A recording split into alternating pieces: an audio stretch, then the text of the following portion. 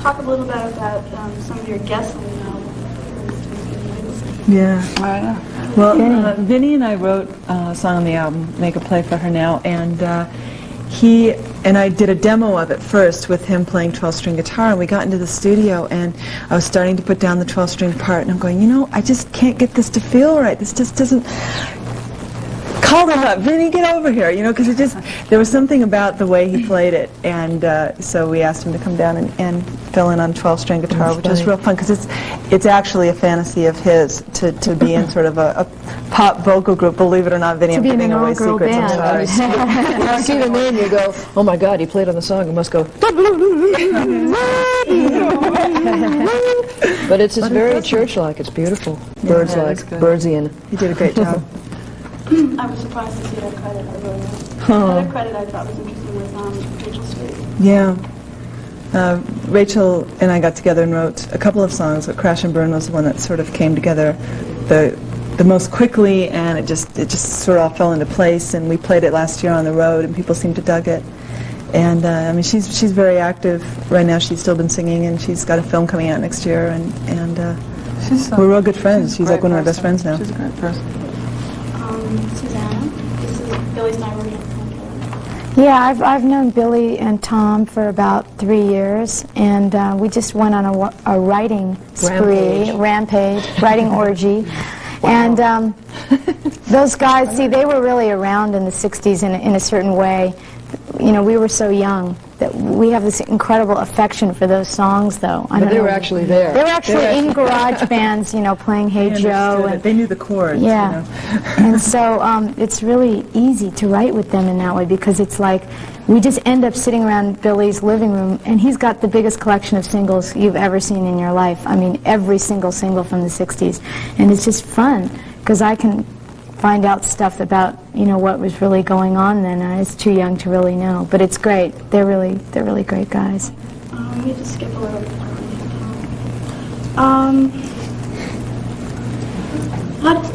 Your music is very 60s, and I know you play Rickenbacker, which are my favorite guitars. Yeah. So what made you choose Rickenbackers? I mean, it's like almost pegs you as a 60s sounding band. Yeah, well, we don't only play Rickenbackers, but Rickenbackers do have a sort of a thin, bright bell-like sound. They do a very jangly. Yeah. You know, I mean, it's kind of like the We used them on Birds the album.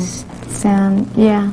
Does it bother you to be associated with 60s second? It's not like we're a vintage band that won't play anything other than, you know, a 1965 Rickenbacker guitar, or will not play anything but a Vox amp, or, you know, I mean, we definitely use the technology available to us, you know, and it doesn't bother us when people say you're 60s, musically, because we've got it in our blood. Yeah, we were just inspired by to get that. it out, you know. It's just something that's just stuck virus. there. And it is. It's like a virus. The 60s virus. Yeah, Yes. it's just like, it's something we just can't get rid of, and even if we tried to do it, we wouldn't be us, you know, it wouldn't sound like us. It's like what made, you know, the Beatles want to be the Beatles, where they were, you know, listening to Buddy Holly and Elvis Presley and all those kinds of artists that really influenced them, and so what they did didn't sound like Buddy Holly, but it became a part of what they did. Okay. Does it bother you to be tagged as a girl group? We look like a girl group. No tags here, mate.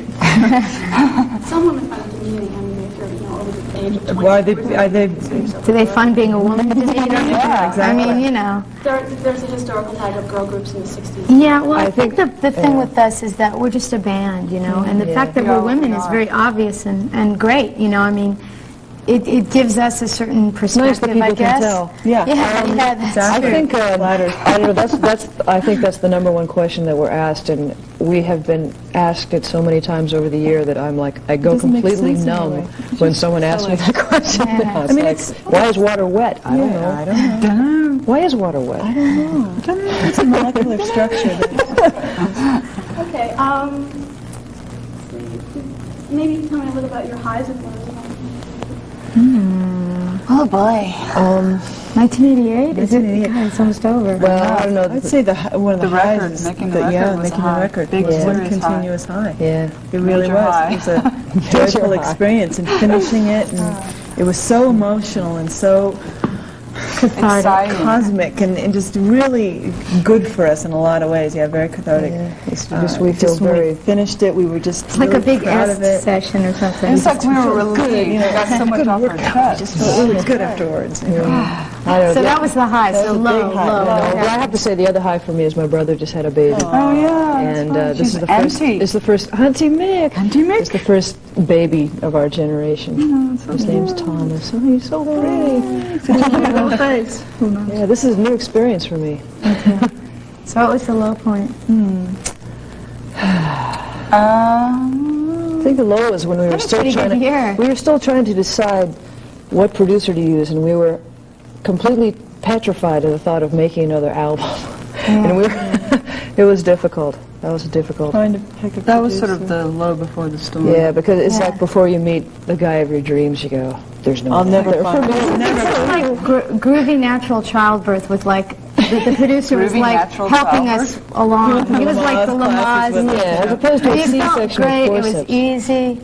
It was, you know, Sorry. Baby talk. because he has such a fabulous personality, really, he And he's does. such a dresser. He's a Let sharp me tell you, this dresser. man can dress. Great Is dancer. Totally shy. And he can dance. He took us dancing every Thursday night. And he let us do whatever we wanted in the studio. He's great because he's so And supportive. anything. He's so supportive. Anything to get a performance out of us. Really into the experimental thing, you know. He's really into that. Here's a silly question about in your room. There's a line in there. Where exactly would you draw the line? Well, that's a very personal question, isn't it? Because it depends on who's asking it. Yeah, it depends on how much you like the person who's asking it, I guess. No, I don't know. It was such a funny line. Really good. Where would I draw the line? Yeah. I guess we all have to ask ourselves this question. Let's go home and think about that. All right, it's fun. Okay. Are you guys going to be touring again soon? Yeah, next year we'll be touring. Probably February sometime. We're Yeah, late February. gonna start doing the U.S. first. World tour. Yeah, we're gonna World go. domination. We're gonna go everywhere at least once. It's the Everything Everywhere tour. Yeah. But the kitchen sink, of course. Yeah. One more. Are there more movies in the future? Possibly. I'm sure there will be. There will be, but we don't know. Yeah, the We don't Bangle know thing when. right now is fairly all-encompassing. You know, Yeah. it's It's taken a lot of time. Did you do a rattle and hum with your own?